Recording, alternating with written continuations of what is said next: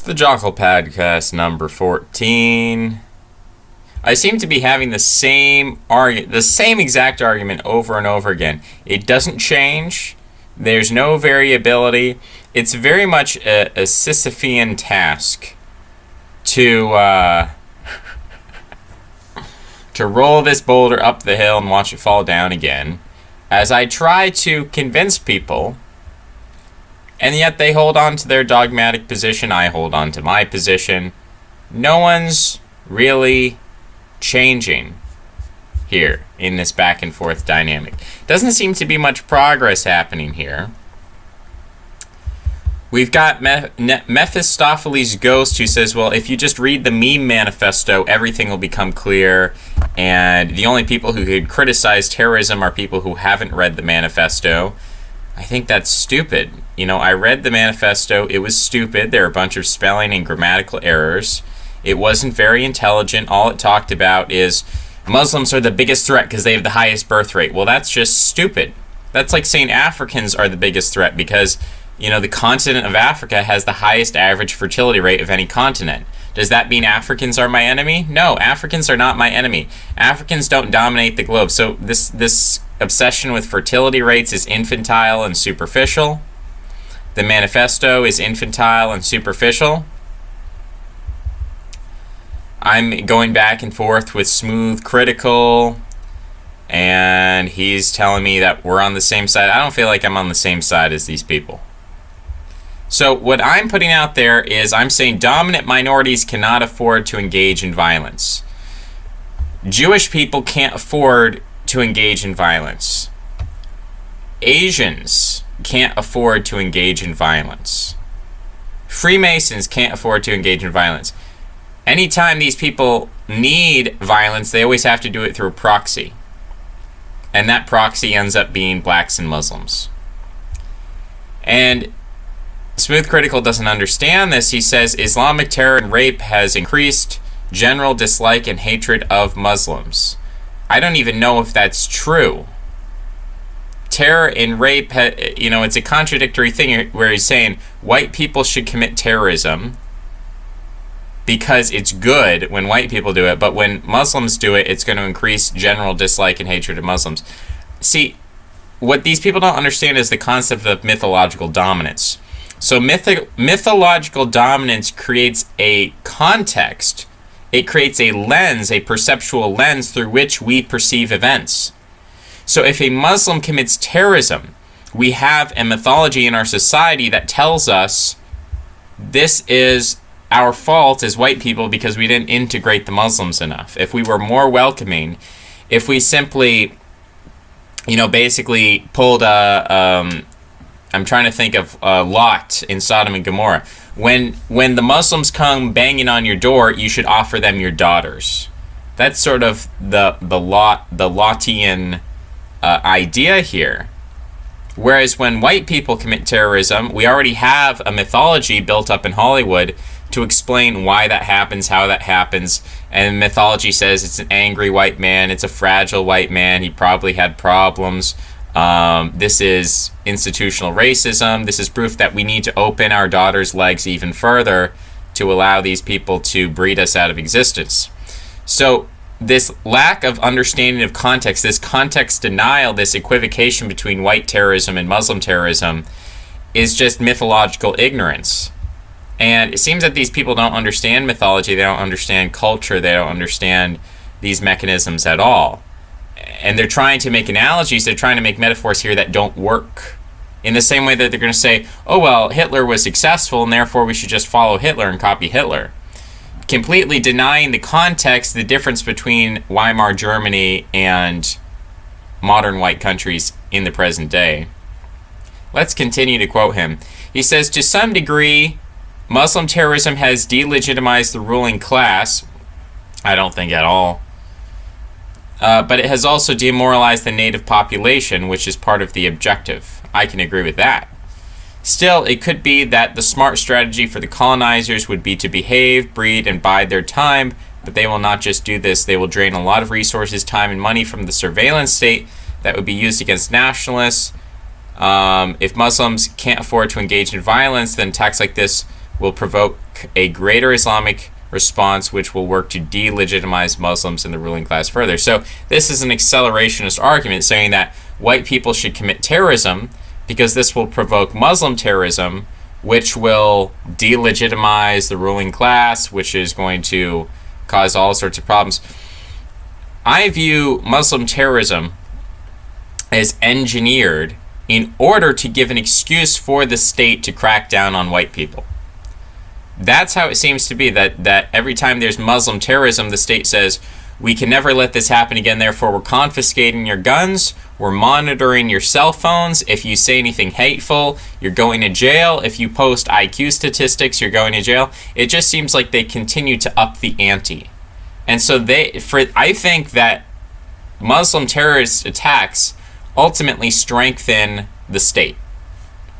And so if what Smooth Critical is saying is true, if he's saying that white terrorism results in Muslim terrorism, then from my opinion, it's double bad. Because every time there's a Muslim terrorist attack, the state then claims extraordinary powers. Remember back in the Reichstag fire, for all you neo-Nazis out there, the Reichstag fire was a fire in which the German parliamentarian building burnt to the ground. So what happened? Hitler claimed emergency state powers. He increased the power of the state to do what it wanted to do. He used it as an excuse. A lot of people said that actually the Nazis burnt down the Reichstag because they wanted an excuse. They engineered it as a false flag. Other people say, no, it was actually anarchists who did it. I think it was a Dutch anarchist or something. But it was a legitimate leftist attack on the Reichstag. So people can disagree about the origins. That's not really so important to me. It's how the system deals with an attack. And the system always deals with attacks by claiming extraordinary powers. And these extraordinary powers are then used to oppose leftists like me, free thinkers like me. So I don't like terrorism. I don't like Muslim terrorism. I don't like white terrorism because both of these types of terrorism, they both result in me losing my freedoms, my ability to operate, my ability to speak my mind. These attacks are used as excuses to clamp down on me.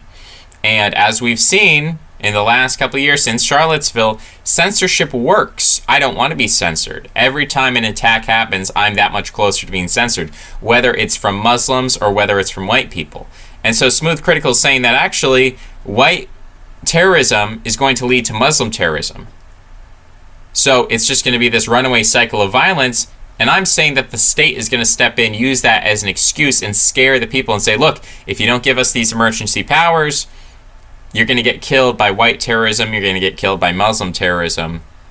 And so that's basically an argument that I would make. But I would look at any minoritarian group in history and I would ask, did that group ever successfully use violence? No.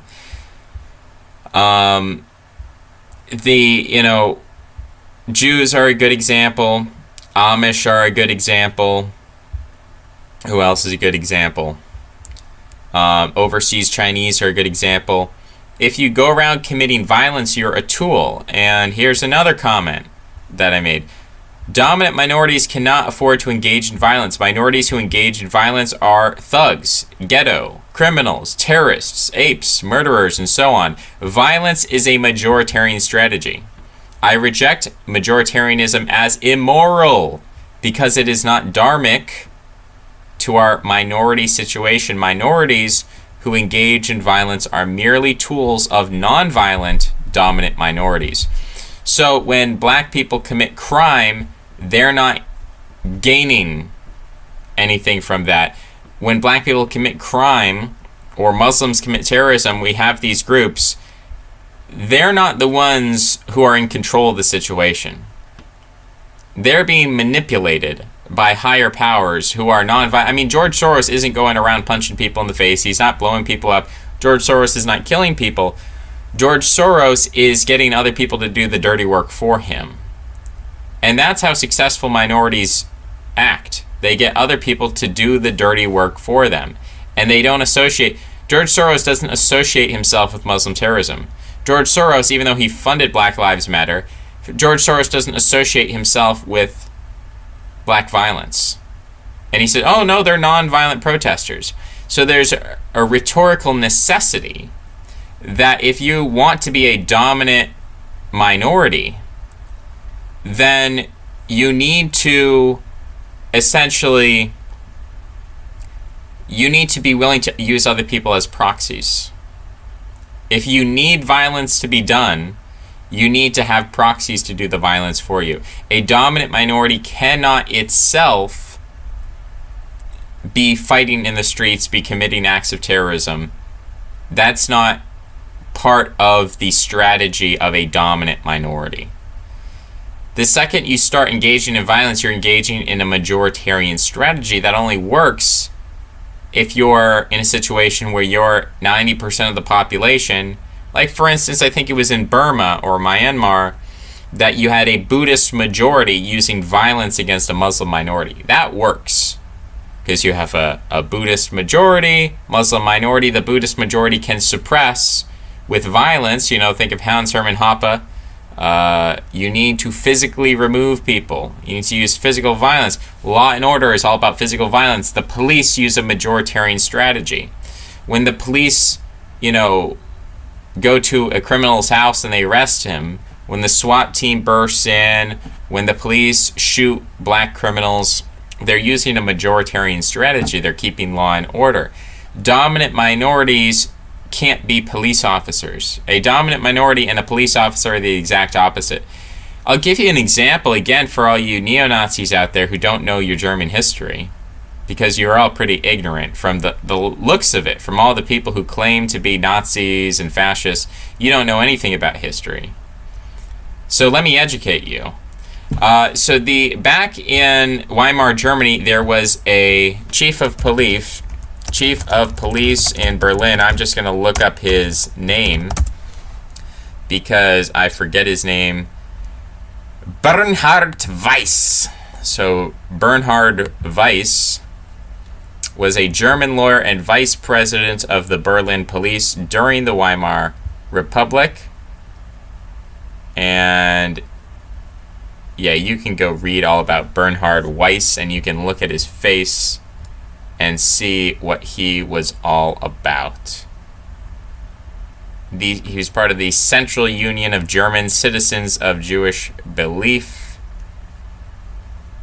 organization for protecting Jews. First Jew to enter the civil service of pre-Weimar Germany. Ordered the shutting down of the Berlin branch of the Nazi Party in 1927, had 500 of their members arrested for being an illegal organization when they returned from a rally in Nuremberg. And you can read all about him.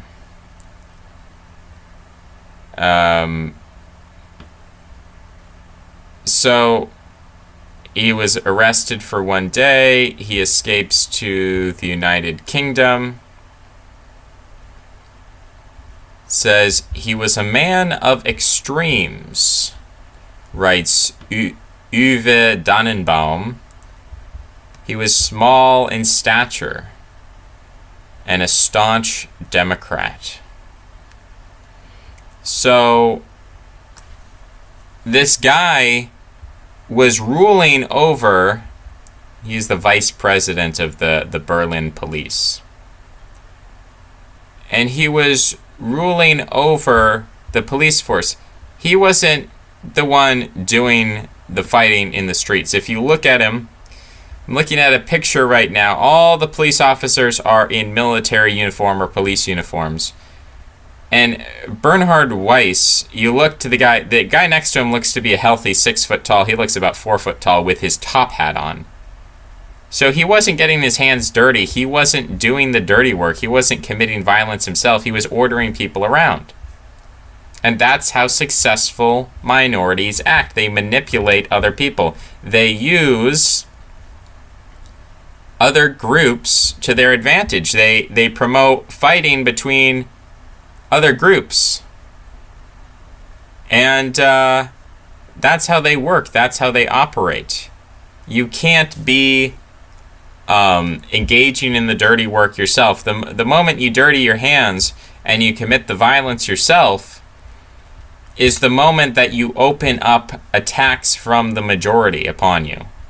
As long as you remain nonviolent, you can be very successful with that.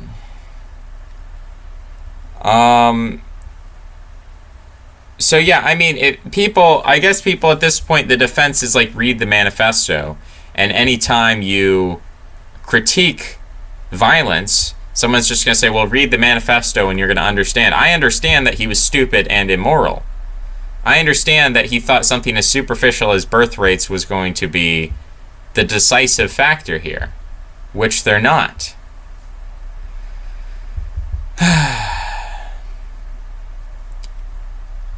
I've read the manifesto, and therefore I have there's not much to the manifesto that we haven't seen on 4chan.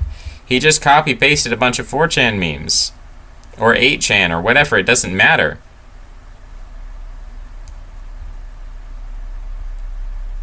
This is so weird.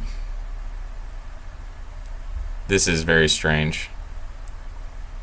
I don't understand why people are so insistent on promoting this, calling it excellent. So he's saying that I'm making the argument we're not being attacked violently, so violence can't work. He says that's fallacious. Well, it's not fallacious if you're a minority. If you're a majority, look, if I was the CEO of Google, or if I was in a position of power, I could say I'm on the majority side, I'm on the ruling side, and I see these kinds of fringe websites or fringe YouTube channels, I would go around censoring everyone. I would do that, and I would do it tactically. I would say, I'm going to censor you if you promote white identity. So Sargon can continue, Jordan Peterson can continue, but if you're promoting white identity, I would censor you. And, if I could, anytime you can promote violence as a majority, like the police can go to someone's home, they can harass them. Or you can use blacks and Muslims to incite violence. You can use Antifa. Antifa is a perfect example. I want people to understand this. Antifa uses violence to shut down white voices. Antifa uses violence to shut down white voices. The violence of Antifa is effective. This is what I want people to understand. I'm not saying violence in itself does not work. What I'm saying is that violence only works if you have a majority. So Antifa has a majority. Antifa has the support of Google and Facebook and the United States government. Antifa has the support of Donald Trump at this point. Because Donald Trump and his Justice Department and his attorney generals have been persecuting and attacking people for getting in car accidents. I'm going to see if I can remember the name. Lizzie, it's not Goldbaum. Let's see, Lizzie Publicist Car Crash. She has a really weird last name. Lizzie Grubman, which, if you had the name Grubman, wouldn't you just change it? I mean, think of it. Sumner Redstone used to be Sumner Rothstein. And he changes it to Redstone, and I don't blame him, because if your name is Rothstein, then people are going to look at you and be like, what is this? Rothstein? What's going on here? Rothstein. That's a weird name. No, Redstone sounds a lot better. So let's figure out where this even comes from. This is funny. Grubiansky means rude, coarse, boorish, uncivil, unmannerly. Grubianka. This is in Polish, so I'm guessing this is where Grubman gets her name. Gruby, boor, uncultured person. Proto-Slavic, thick, fat, vulgar, rude, crass, and then in slang it's come to mean the exact opposite: awesome, great, excellent. So there's an awesome party. Awesome here would be grubi melans. So yeah, grub, it comes from the Proto-Slavic grob, meaning coarse, rude. I don't see the Indo-European, but it reminds me of gross. Let's see if we can do a little etymology here. Gross.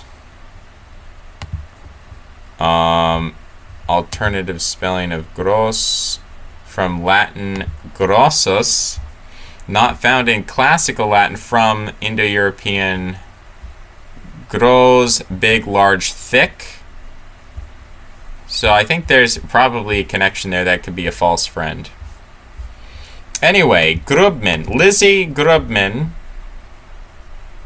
she crashed her Mercedes SUV into a crowd, injuring 16 people. It was intentional. She did it because she was yelling at them. She said, "F you, white trash." So she sees the people, she rolls down her window, she yells, "F you, white trash," and she drives her Mercedes SUV into the crowd. So what happens to her? What happens? She faced up to 8 years in prison, but served only 38 days in jail, received 5 years probation after reaching a plea bargain for leaving the scene of a car accident. So again, let's start from the beginning. She's the daughter of the lawyer Alan Grubman, who, now we have another one to add to our list. We've got Howard Bloom. You remember that name, Howard Bloom? Go look up Howard Bloom. He was the publicist for Michael Jackson and for all these other people. Alan Grubman, 1992 Businessweek reported he was the most powerful lawyer in the music business. 2001 Newsweek called him perhaps the music industry's wealthiest and most powerful attorney from Crown Heights, Brooklyn. Look up the Crown Heights riots over there. How, a minoritarian group is successful in attaining mythological dominance. He landed one of his biggest clients, Bruce Springsteen, in 1982. His clients included Madonna, U2, John Mellencamp, Rod Stewart, Sean Combs, Luther Vandross, Elton John, Jennifer Lopez, Mariah Carey, Andrew Weber. So this is the kind of power this guy had. And actually, if you go to the Wiktionary page for the term lawyer up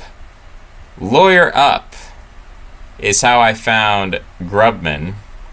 I think they've deleted the entry now because it came up in search but not in the thing itself. So let's look at Lizzie Grubman one more time. She represented Britney Spears, Jay-Z, and the Backstreet Boys.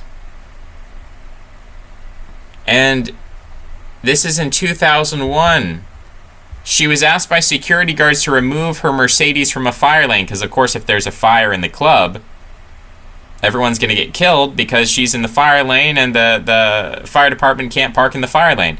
So Grubman is drunk. She's upset. She intentionally drove her father's Mercedes-Benz SUV into a crowd of people, injuring 16 of them.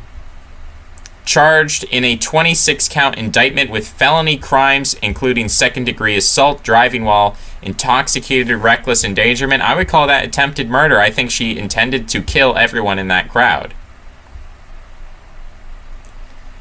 And it was referred to by Richard Johnson, editor of New York Post, as the overreaching drama of class warfare. Well, I think it's also a form of racial, ethnic identity warfare, not just wealth.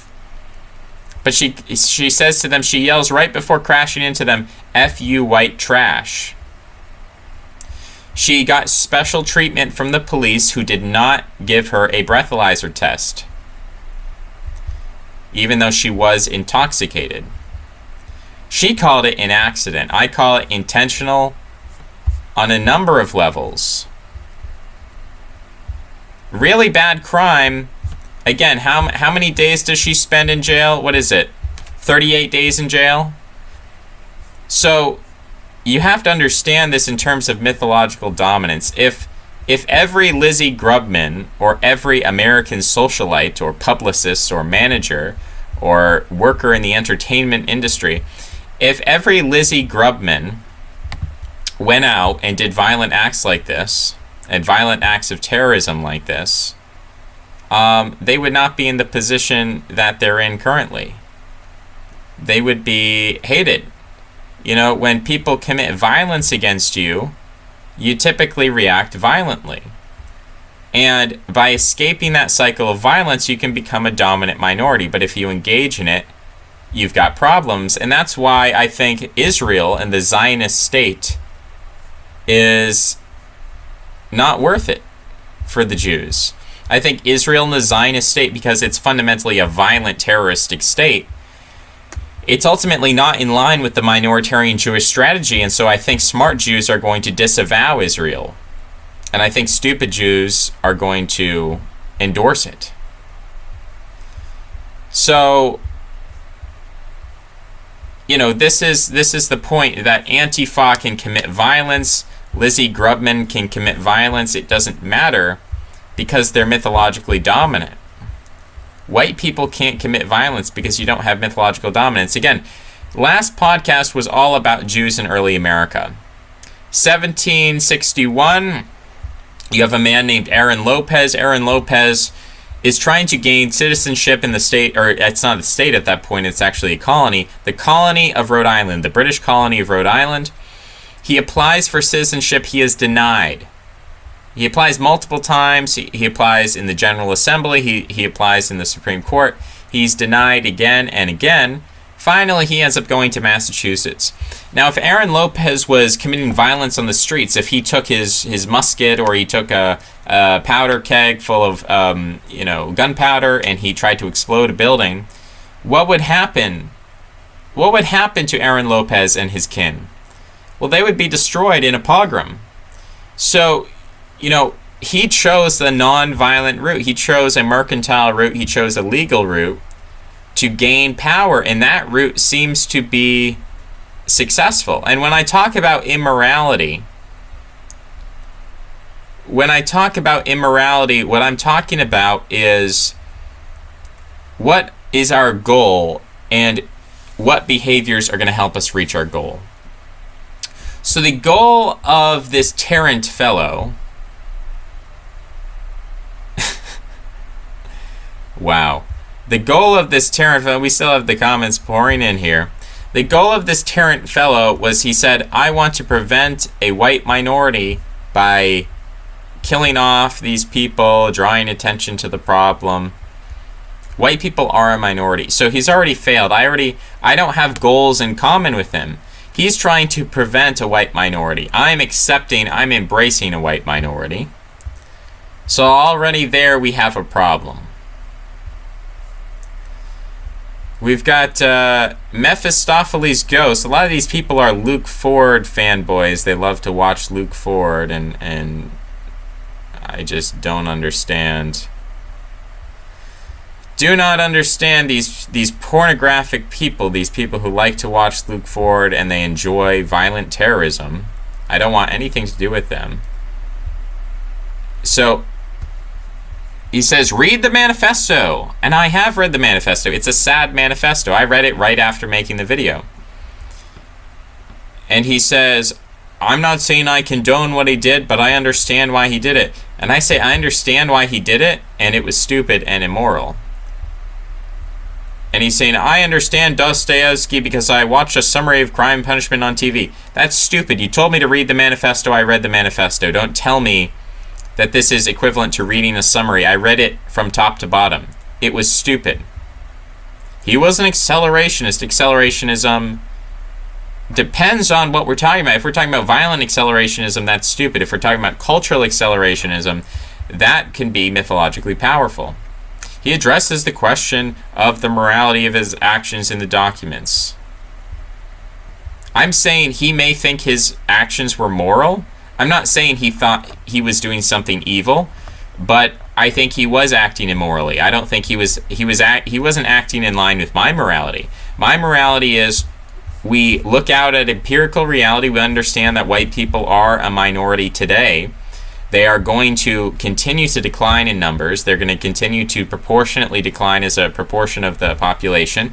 So we need to start acting like it. We need to act like a successful, dominant a minority.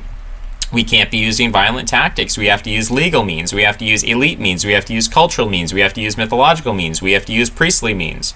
These are all legitimate actions, all legitimate behaviors. Violence is not morally legitimate, because within the framework of minoritarianism, there is no room for violence.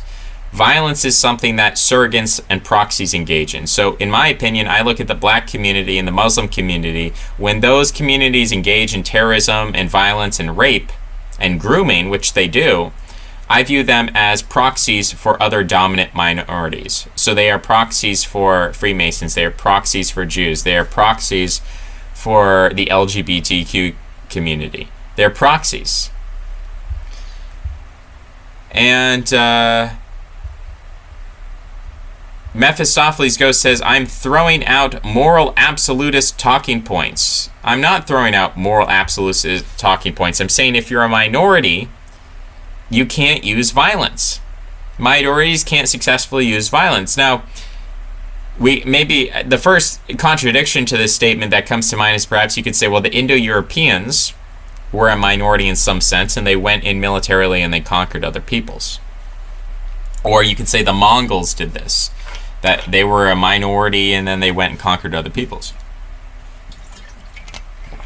And I would say what you have there is you have two groups that are technologically superior. So Indo-Europeans had chariots, Mongols had mounted archers. So they had a technological superiority, and they could go around and they could go conquer other peoples and then extract tribute from those peoples and raise armies from those peoples in order to continue their conquest. That's a very different situation, very different context from the hyper-bureaucratic, urbanized way of life that we have today. The Indo-Europeans were not riding into cities and taking over people, necessarily. Although sometimes they were. But a lot of times they were roaming plains. They had huge plains that they could roam around, and there was a lot of pastoralism in both cases. There was a freedom in both cases. People weren't invading the Ukrainian steppe. People weren't invading Mongolia. So these places were sort of like these plains that then they could expand outward from. That just doesn't exist today. It doesn't exist. It's a different context. So yeah, there's no actual argument coming from these people other than please read the manifesto before talking further about it. I have read the manifesto. He said read the manifesto. I said yeah, it's sad, because I did read it. So I don't know why people are telling me that to read the manifesto when I've already read the manifesto. It's a sad manifesto. It is a bunch of memes. So you're telling me another person with hot takes who clearly hasn't read the manifesto, because he addresses this very point. We've read the manifesto. Everyone's read the manifesto. It's a bad manifesto. It's not very good. I don't like it. I'm not happy with it. I don't want to be associated with it. I have a completely different vision of the future. The vision of the future that apparently these white nationalists who are commenting on my videos, their vision of the future seems to be something like, well, we're going to cause violence. It's going to cause a cycle of violence. There's going to be a civil war. We're going to win because we're so much more superior to everyone else. I don't believe that. My projection of the future is that every time a violent terrorist attack comes, our freedom of speech is going to be infringed upon. The culture is going to move to be less tolerant, to be more controlling.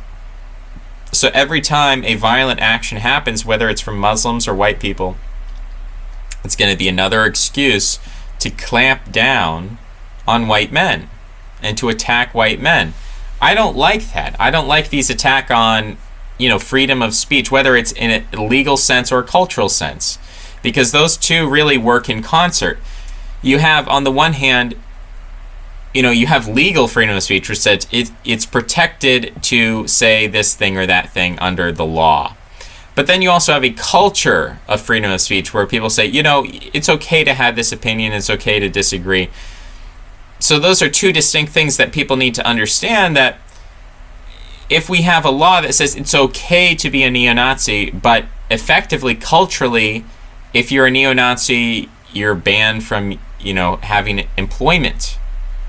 You're going to be banned from having a job. That's not a law that you're going to lose your job if you're a neo-Nazi, but effectively, culturally, if you're a neo-Nazi, you're not allowed to have a job. You're not allowed to have employment. So that's a huge consequence, and that sort of strictness, the amount of people who are not going to be able to be employed as a result of their beliefs is going to increase. It's going to get worse and worse and worse as a result of these attacks. So culturally, things will get worse. Legally, things are going to get worse, and there's going to be no revolution. There's going to be no systematic white uprising, because white people don't feel white. White people don't look at other white people and identify with other white people. They don't like other white people. They don't feel at home with other white people. White on white solidarity is very low. It's very low. There's no, white people don't walk up to other white people and say, "Hello, brother." That's something that Jews can do. When a Jew learns, or, I've talked about the Hakka Chinese. When a Hakka meets another Hakka, they actually have a phrase, Jinjiaren. And Jinjiaren means we're all the same in the Hakka family. That's what a Hakka says to another Hakka when they discover, hey, we're both Hakka. We're both of the Hakka ancestry group within China. Jews have a similar mechanism where they can say, hey, we're both Jews. Yeah, we're all Mishpocha. Mishpocha means family in Yiddish. So you've got Zijiaren, you've got Mishpocha. If two Mormons meet each other, they say, oh, yes, we're part of the Latter-day Saints. We're both actually, they refer to each other as Israel, as Hebrews. Let's see, Mormon, Jew. Let's see if we can find people who practice. This is from LDS.org. Jews can be descendants of Judah, people who practice the religion of Judaism. Let's see, Mormon, Israel. Mormons consider themselves to be, I just want to get this straight from the horse's mouth sort of thing. Mormons consider themselves to be the descendants of the biblical patriarchs Abraham, Isaac, and Jacob. Contemporary Mormons use the terms House of Israel and House of Joseph to refer to themselves. So, adherents believe they are the members of one of the tribes of Israel, either by blood, lineage, or adoption.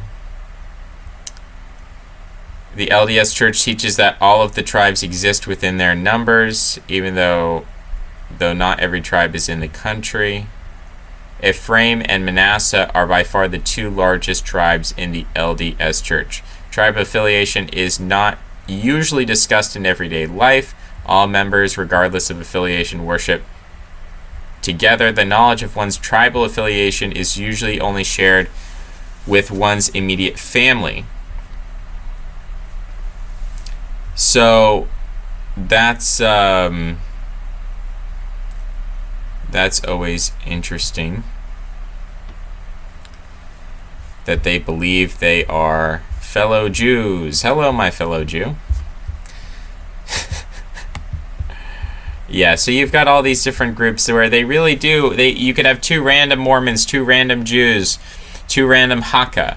Whenever you have a strong minoritarian group, two random Freemasons, they might wear a Freemasonic ring, they might wear a Freemasonic baseball cap, depending on where you are. They might have a sticker on their car. They might not have any identifying, symbols. But when they meet each other, they say, oh, you're a Freemason too. And they feel a kinship. They feel an in-group with one another, that we're part of the same tribe. White people don't feel that. White people have a lot of individual tribes within. You have the liberal white people, you have conservative white people, you have Christian white people, you have a smaller group called pagan white people. So there's all these little groups of white people out there. And terrorism is not going to bring all white people together, I don't think. In fact, it seems to be splitting white people further and further along this tribalism of left versus right.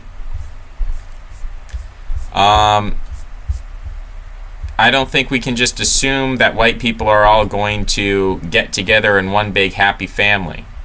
I don't think that's something we can reasonably assume that that's just going to magically happen, where if you just increase the accelerationism, you increase the violence, white people are just going to come together spontaneously.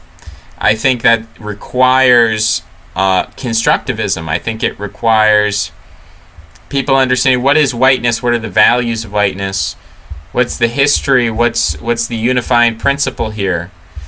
Freemasons and Mormons and Jews and Hakka can all describe who they are. White people don't have a common identity, and I don't think white people ever will, because white people have always been fighting with one another, and it's a very diverse group. I mean, the Indo-Europeans could have been a monolithic group, theoretically, but after they went out and conquered different peoples, just because they all conquered these different peoples and gave them their language and culture and religious framework, doesn't mean that on a visceral level we can walk down the street, see a fellow white person and say, oh, hello, fellow white person, you're my brother, you're my sister, you're part of my kin.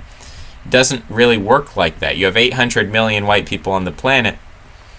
The best, I guess, the Muslims try it. They try to be like, oh, we're all Sunni Muslims, we're all brothers and sisters. Christians try to do it as well. Oh, we're all Christians. It still doesn't work. What I'm saying is that there's sort of a Dunbar's number effect. Dunbar's number is simply saying that maybe you can have 2,000 people in your immediate in-group. But then there's something beyond Dunbar's number, which is sort of an ideological Dunbar's number. And I think that one is somewhat closer to 20 million. Let's see, what's number of Mormons for reference? The number of Mormons in the world. No, I don't want the phone number. How many Mormons are there in the world? In 2012, there were 14.8 million Mormons living outside the United States. So I want to know how many. Let's see. We've got to rely here. Total population 16 million, which is close. There are about 14 million Jews, 16 million Mormons. If we looked at the number of Hakka, let's see how many Hakka people there are. Let's see if they give me an estimate on the number of Hakka people in the world. Let's see. It says 75 million worldwide, so that's pretty big. But then again, China has 1 billion people, so that's kind of to be expected. So Hakka sort of are above 20 million, but I would certainly say less than 100 million people. Once you get over 100 million, it's hard to have a cohesive in-group, a cohesive nation after you hit 100 million. And I guess the other exception would be like if you have an ethno-state already set up like Germany or Russia or something, you can say, oh, well, we're a cohesive group. But, you know, India, for instance, is not a cohesive group. You have the Christians, you have the Hindus, you have the Muslims. So how many Hindu Muslims Hindu Indians live in India who are part of the same caste? Because the Brahmin view themselves as different from the Dravidians. So there's a split there. Yeah, the idea of making all 800 million white people in the world into a single in-group seems a little bit ridiculous. So if you can't do that, you're already talking about a minoritarian strategy. I don't think violence works. Again, let's discuss this. Tell me historically. Tell me a historically violent minority that was a dominant minority. All of the violent minorities I see, two cases. They're either, blacks, Muslims, who I don't think are dominant minorities. I think they are golems. I think they're used by I think they're tools, essentially. They're surrogates. They're proxies. They don't control their destiny. They're used by others. And we can if we look at someone like, who are we looking at? Lizzie Grubman and her father, Alan Grubman, and Howard Bloom and these sorts of people control. Or, you can see the movie about Compton that was made where they had a Jewish publicist or something, and then there was an anti-Semitic rap lyric and he just flies off the handle about it. You see where the control is coming from. These violent communities don't control themselves. They're controlled by others. And yeah, we could look at the Indo-Europeans or the Mongols. To me, that's a very different context from the modern day, working within a globalized bureaucratic system as opposed to living on the open plains with a new technological advancement. But again, tell me the successful dominant minorities. I don't see them. I don't see the Irish as being very successful. Irish have been arguing for Irish identity for a long time, and now they've embraced. I think the Prime Minister in Ireland is like half Indian, and they're accepting in a lot of migrants. So, and they've destroyed a lot of the concept of traditional religion, traditional marriage. Ireland seems to be collapsing as a society in a lot of ways. So don't give me the IRA, because the IRA doesn't seem to have been very successful. Again, tell me these dominant minorities that are violent. I just don't see them. It seems to me that most dominant minorities are non-violent in nature, that they don't use warrior tactics, they use priestly or mercantile tactics to gain and maintain power. That's what I mean when I say immoral. I'm saying that it's immoral in the sense that this is not behavior which leads to the achievement of a telos or movement toward a telos. For me, the telos is becoming a dominant minority. I want to be like the Hakka. I want to be like the Jews. I want to be like the Mormons. I want to be like these groups that were successful dominant minorities, because I think that's the only way you survive the 21st century. We could go into, well, it doesn't matter because of transhumanism and artificial intelligence. Well, barring that, if that doesn't happen, again, that's a gamble. I can't tell either way. I don't have any inside knowledge on that. But essentially what I'm saying is that if humanity isn't made totally irrelevant by the development of technology, then the only peoples who are going to survive the 21st century are going to be dominant minorities who are specialists in priestly activity, in mythological activity, in mercantile activity. Warriors will not survive. Warriors are being replaced by drones.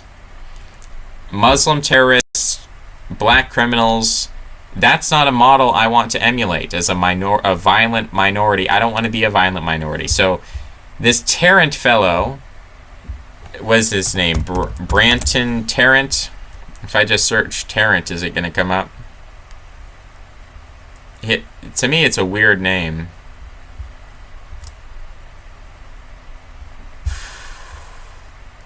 Brenton Tarrant. Yeah, I don't want to be like Brenton Tarrant. I don't want him to define me.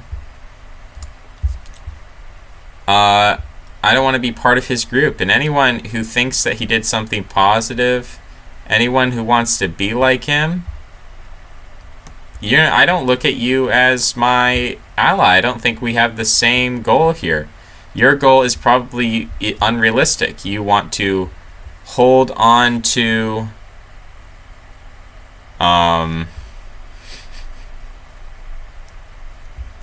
your majority. I think that's unrealistic. I think if you want to succeed, you need to embrace being a minority and follow a strategy that's going to be successful for you as a minority. That's my opinion. And I'm not hearing any substantive arguments other than read the manifesto. If you just read the memes and how he talked about Candace Owens, don't you see he's attacking the alt-right and he's an accelerationist and this is a brilliant accelerationist plan to move the dialogue forward? I don't see that. I don't see how this is moving the dialogue forward. I see how this is an excuse for legal and cultural attacks against me. Even though I have nothing to do with it, I condemn it. I still see this for what it is, which is stupid, hedonistic, impulsive. You read it, it's emotional. He says, I have to do something, I have to do something. And the only thing you can think of is, well, if the Muslims are violent, we just have to be controlled by our enemies. We just have to be reciprocal in our violence. Which to me is stupid. To me, if someone is violent, then violence isn't necessarily the answer. When people used violence against Jewish people didn't just reciprocally respond with violence because they were smart about it. They used legal means, they used mythological means, they used political means, they used mercantile means to fight back against violence. They themselves did not engage in violence up until the foundation of the State of Israel and the Zionist terror that preceded Israel. And to me, Israel seems like a failing strategy. If you ask me which is working better for the advantage of the Jewish people, the George Soros strategy or the Zionist strategy, I would say the George Soros strategy seems to work a lot better than the Zionist strategy. That's my opinion. Maybe I'm wrong. But I don't hear a lot of arguments being made. I hear a lot of, you didn't read the manifesto. Again, I read the manifesto. I understand accelerationism. I don't think it works. I don't think it's successful. I don't think, again, I look at the Maccabees, I look at the Jewish fighters of Masada, and I look at them as the dregs of a failed warrior strategy for the Jewish people.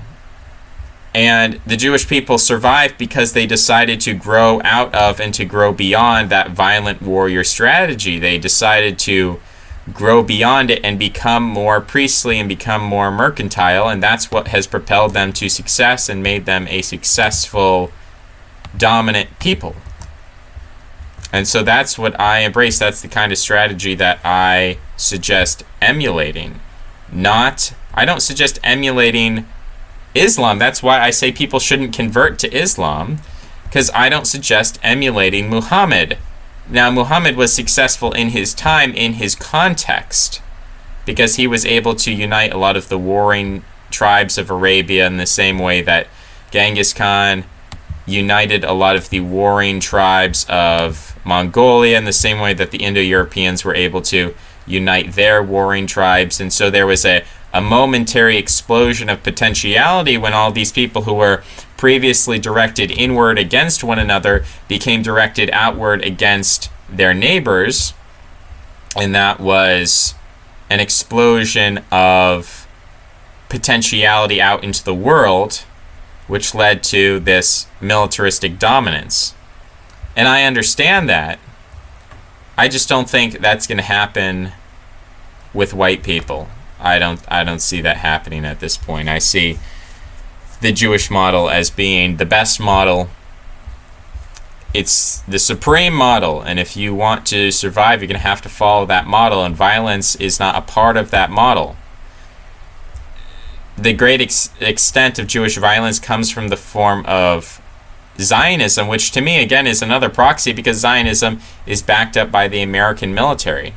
Zionism is not really, in my opinion, Zionism, most of the violence of Zionism ultimately is not sourced from the Jewish people itself, it's sourced from the American military.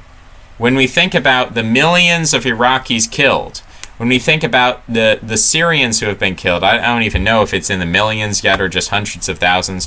When we think about the Iran-Iraq war and the millions killed there, when we think of all the millions of Muslims who have been killed as a result of Zionist violence, it hasn't been coming from Israel, it's been coming from America. America was the one who prolonged the Iraq-Iran conflict to destabilize both countries.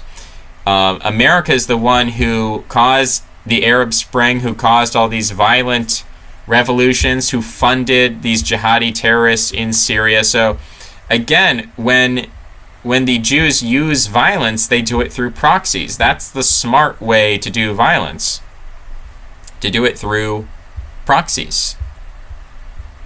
So you brainwash a group, or you control a group, and you manipulate it into doing violence basically on your behalf in a way that you can never be held culpable on the geopolitical scene. Even this is to me, this is a pretty edgy thing to say, and it's not something that it's a harsh thing to say. It's an ugly reality. I mean, violence is an ugly part of policing. So, I don't want to be a cop, and I don't think any successful minority is going to be policemen, because policemen are controllable. They'll just do whatever you say. You want to be the chief of police. You want to be like Mr. Vice. You want to be someone who is ordering the police around, not the one who's doing the street-by-street work. And that's what Brenton Tarrant was doing. He was doing the street-by-street work. He wasn't using proxies. So, and how do you do that? How do you use proxies? Well, you need priestly dominance. You need mercantile dominance. One of the two or both. So that's what I think people should work on gaining, is priestly and mercantile dominance, not going out with weapons and doing the shooting themselves. Look, if we could stoke up, here's something I would like to see, if we can stoke up, one of our enemies against the other and not be held culpable for that, then that's a great victory, because that's essentially what I see other dominant minorities doing. They stoke up Protestants against Catholics, or they stoke up, another situation would be they stoke the rich against the poor. They're going to stoke blacks against whites. They're going to take two groups, and they're going to pit them off against one another and stand back and watch the carnage. Sort of what Stalin wanted to do in World War II is he said, well, let's let Hitler fight England, and then once they're both exhausted, we'll come and sweep both of them off the map. And I think that was a smart strategy, and Stalin was smart to hold back and not get immediately involved like that. Some people could disagree and say, well, if he was involved from the beginning, Hitler could have been taken out much more quickly. I don't know if that's true, because Stalin did purge his officer class. I think it was in the 1930s. Stalin purge. Was it 1934 to 1935? We're going to find out pretty quickly. It was from 1936 to 1938. So you have to remember that the purge ended in 1938, and World War II started in 1939. So go from 1 year being a purge of the officer class to the next year trying to invade Germany would have been pretty difficult. I think he needed those few extra years, 3 or 4 extra years, to rebuild the officer class. So, I mean, that's really a point of history there. Anyway, yeah, I mean, this is an exhausting topic, because I'm just going over the same exact arguments over and over again. That's how it feels anyway. I don't know if anyone's learning anything. I don't know if anyone's being educated. I don't know if anyone's changing their mind about this. Again, if I had to play devil's advocate, and if I had to predict what kind of arguments people are going to make back toward me, it would be something like, well, as we move from a majoritarian to a minoritarian strategy, maybe there's a transition period where we need to exhaust our majoritarian potential, and then only once we are clearly a minority, then we can finally engage in minoritarian strategies. And I hear that, and I guess I would say, if you want to win in the stock market, you have to be ahead of the curve. You have to predict what's going to happen, and you have to invest in stocks that you know are going to rise in value before anybody else realizes that. That's what I'm trying to do. I'm trying to say, look, if we're smart, we realize that the trajectory of history is going toward white minoritarianism. So if we jump aboard that stock before everyone else does, we're going to eventually get a lot of dividends out of that. Even though it doesn't seem that way right now, it's going to pay off in the future. And other people are saying, no, we should only jump in last minute. We should only jump in once it's apparent to the masses. And I don't think that's very smart. I think the diaspora strategies are the way to go. There is a white diaspora, and that white diaspora needs to start acting like a diaspora and not acting like a majority ethno-nation or an ethno-statist entity, a majoritarian entity. The sooner that transition can be made, the sooner people can be convinced the bigger dividends will be reaped. Because the sooner we write our course and we start acting in accordance with reality, to me that's what morality is. When you recognize the reality of the situation, you act in a way that is in accordance with the reality of the situation. That's the only way that you can act morally. If you are living in a fantasy world where you think that a majoritarian strategy is going to work, to me you're acting immorally. Your behavior is not in line with what is necessary to achieve success in this world. And we could disagree with the telos. I'm sure some people would say, oh, I don't care about survival. I don't care about success. What I care about is that we go down in a blaze of glory. And that's also in the manifesto. He says, well, if we should fail, at least I'll be able to say I went down in a blaze of glory. He doesn't use that exact wording, but that's in the manifesto. He'll say, at least I died trying to fight for my race or whatever. That's not my goal. My goal isn't to go down in a blaze of glory. That shouldn't be your goal either, because that's not what dominant minorities do. They don't go down in a blaze of glory. They find out how to succeed in a mercantile way, in a priestly way. And they don't go down in a blaze of glory. That is for stupid people. That is for golems.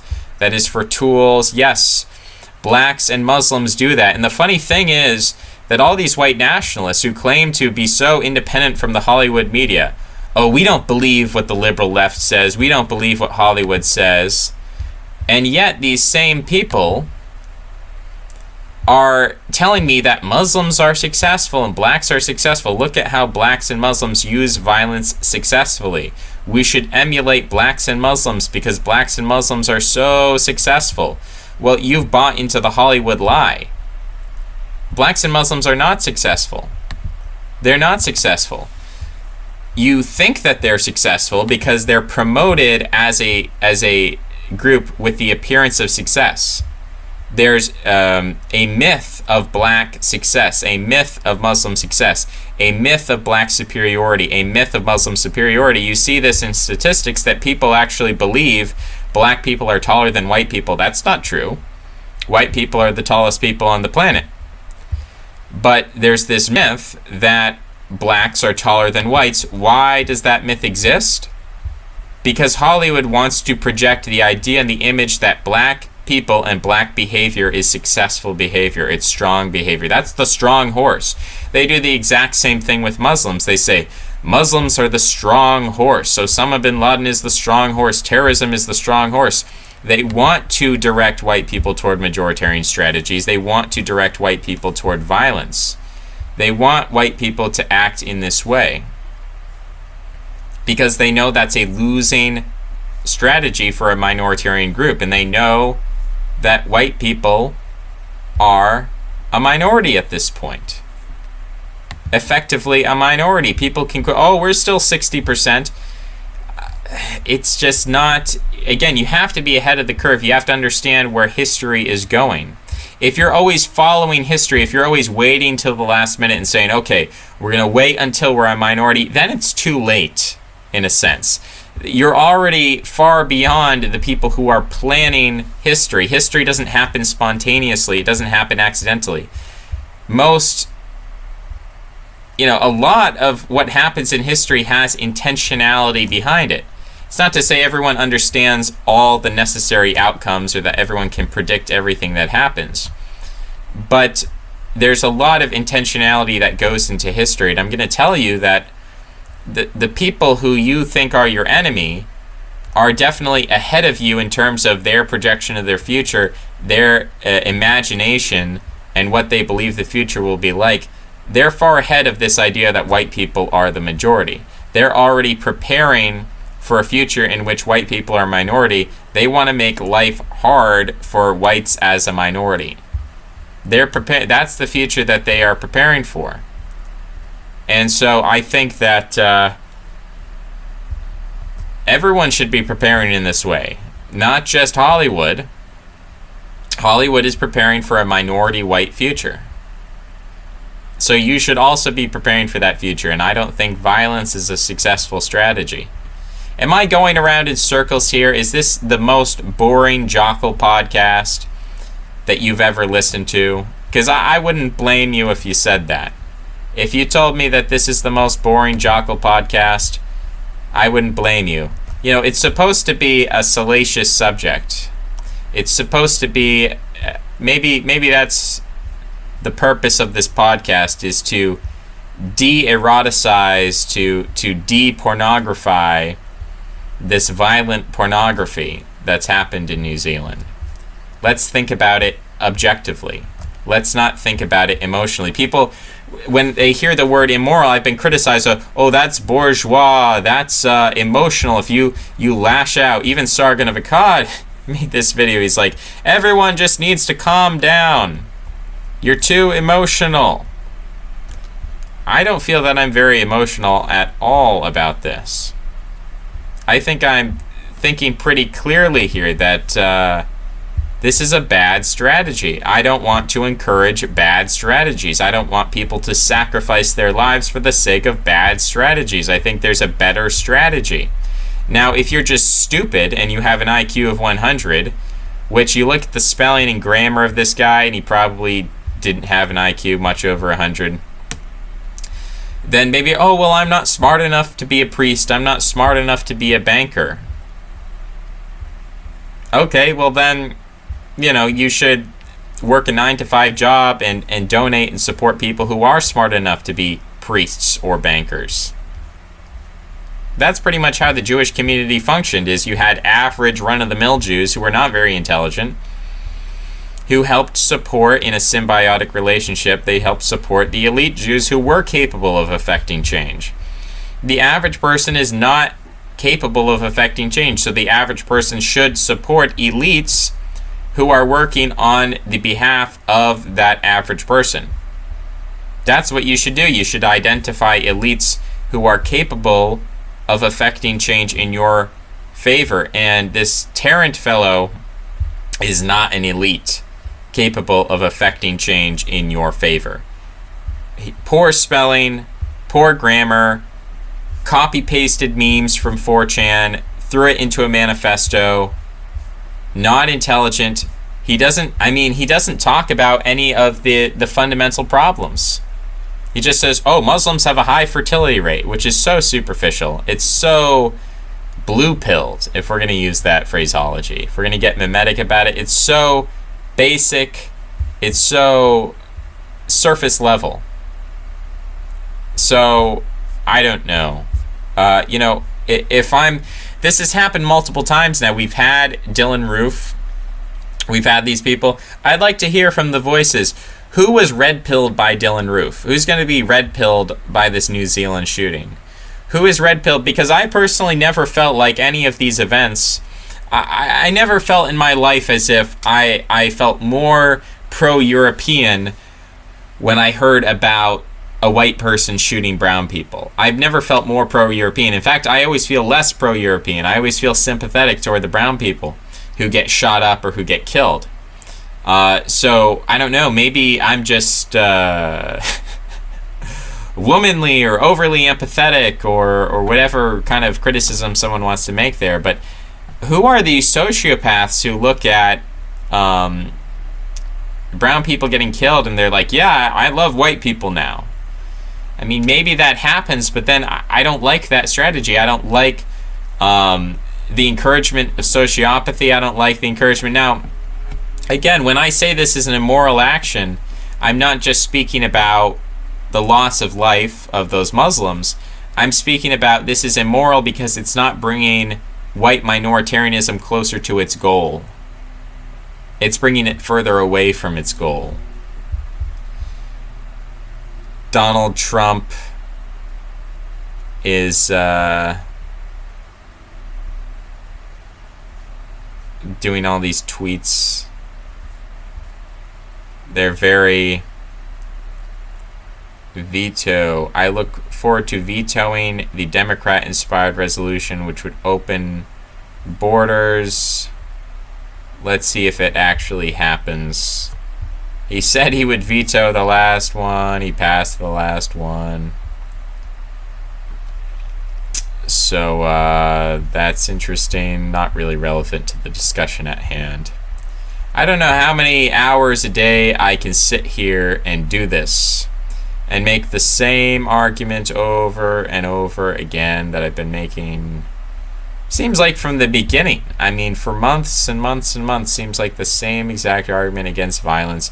No one seems to be swayed by the argument. Seems like everyone's still in the same place that they were months and months and months ago with Charlottesville. I don't really understand.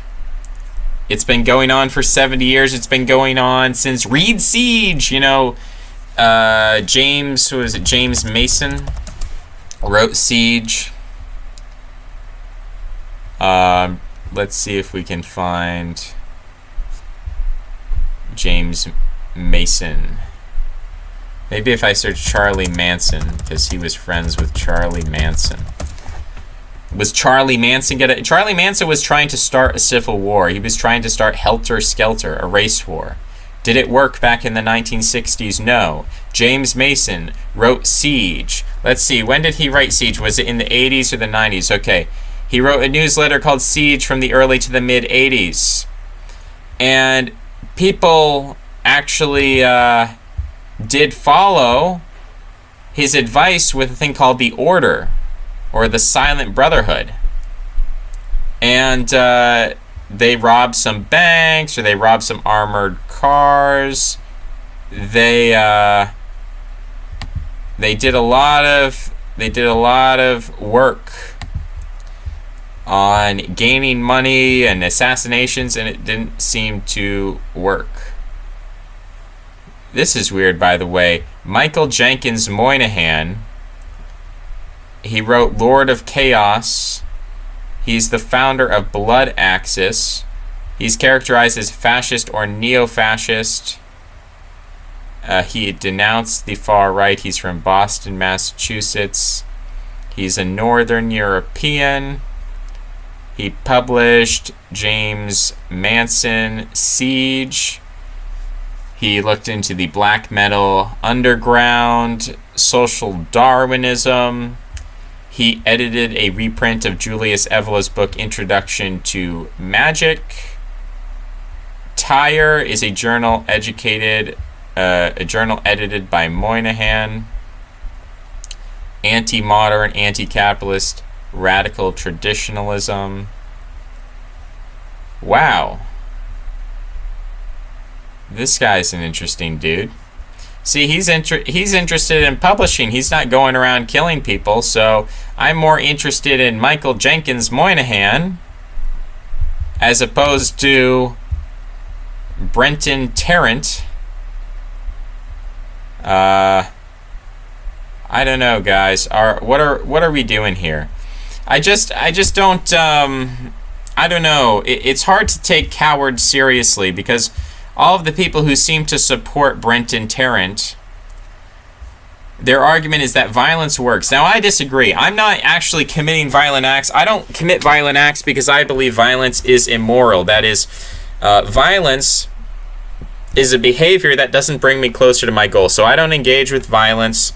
I'm not a coward because a coward is someone who wants to commit violence, but they're afraid of committing violence. Every single person who supports Brenton Tarrant, they support the violent action of Brenton Tarrant, but they don't commit violence themselves. They are cowards. So it's hard for me to trust the arguments of cowards. I'm not a coward. I don't like violence. I don't want to commit violence. I don't think violence is moral in this situation. Now, if we were in a Mad Max zombie apocalypse, sure, I would, smash some heads of some zombies or whatever, but we are not living in that situation. So, no, I don't support violence, and therefore it's not like, oh, I would commit violence, but I'm too afraid and cowardly, and therefore I'm not doing it. But most of these people who support Brenton Tarrant, they sound like cowards to me. If you support violence and you're not committing violence, sounds like that would mean you're just afraid of committing violence, even though you think it's morally right, and so you're a coward. So yeah, it seems to me like these people are cowards. I don't think they understand minoritarianism. Maybe I have to write a book about this before people begin to understand. We're gonna find out. I think that's all for today. Thanks for listening. Please change your mind. And I'll see you next time. Bye-bye.